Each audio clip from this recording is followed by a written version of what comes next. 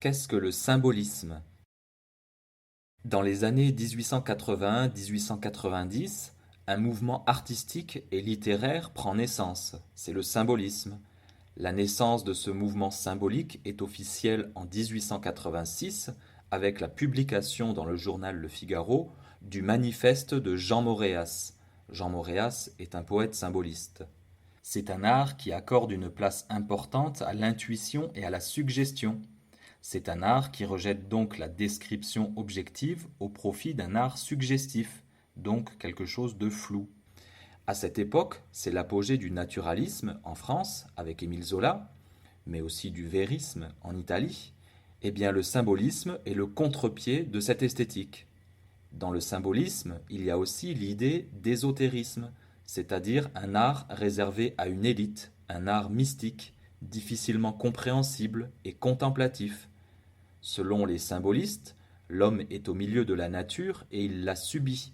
Il ne peut rien faire. C'est en fait le contre-pied du romantisme.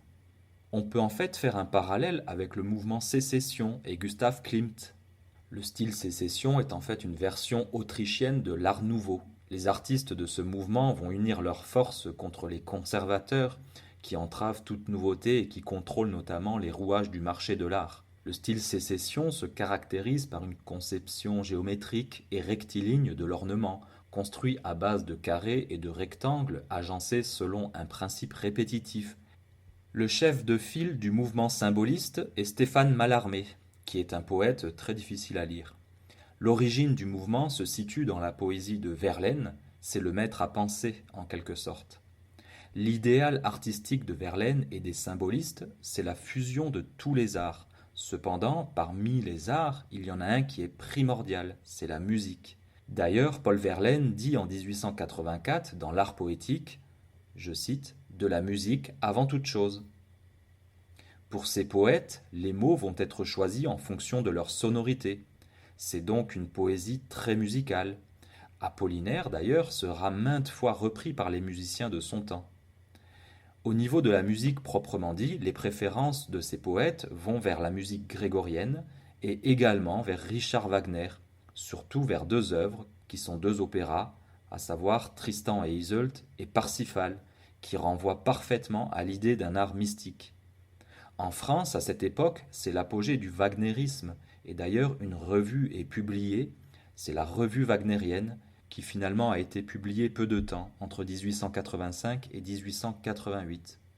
Ce sont essentiellement les artistes qui sont à l'origine de la nouvelle société, mais comme partout ailleurs en Europe autour des années 1890, l'aspiration wagnérienne à une unité dans l'art, ce que l'on appelait le Gesamtkunstwerk, les a conduits à exercer leur talent dans de multiples directions. Sur ce tableau de Klimt, intitulé La musique, on voit une femme qui est la muse et qui va transformer en harmonie, en musique, les instincts qui sont enfouis en nous et tout ce qui relève de la puissance mystérieuse de la Terre, du cosmos, quelque chose de très ésotérique et de pas très précis. La construction de ce tableau est très asymétrique. Il est difficile de percevoir un centre de gravité, une statue sur la droite, qui représente une allégorie de la liberté de l'artiste, et surtout le sphinx, moitié homme, moitié animal, qui fait l'union de Dionysos et Apollon. C'est l'union de l'animalité que l'on a en nous, les instincts sexuels et primaires, et le domaine spirituel. Les boules blanches avec des pistils que l'on peut voir sont en fait des bulles de pissenlit. C'est un geste très symbolique, car les étamines qui s'envolent, c'est la diffusion des idées nouvelles qui se dispersent de tous les côtés au moindre coup de vent. Comme exemple musical du symbolisme, écoutons la cathédrale engloutie de Claude Debussy, qui date de 1910. La cathédrale engloutie fait référence à la ville légendaire d'Is, censée avoir été construite dans la baie de Douarnenez, en Bretagne, puis engloutie par l'océan. Ce prélude évoque l'apparition de l'église au moment où la marée descend, les cloches se font entendre, puis le monument est à nouveau englouti. Ce prélude pour piano est le développement progressif d'une cellule mélodique. Celle-ci apparaît dans un premier temps dans un mode pentatonique, c'est-à-dire une gamme à 5 notes, en s'échappant lentement vers l'aigu.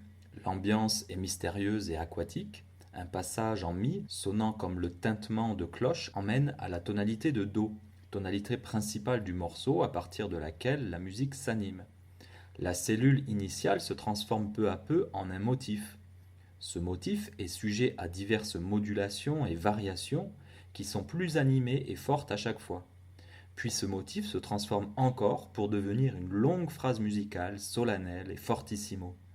On a l'impression d'entrer alors dans cette cathédrale sous les eaux. La cellule initiale s'est peu à peu transformée en phrase musicale complète, ce qui provoque cette si forte impression d'aboutissement et de révélation. Là encore, on peut voir l'allégorie de souvenirs enfuis dans le subconscient ressurgissant à l'esprit, ou encore un symbole de l'inconscient et de sa mémoire.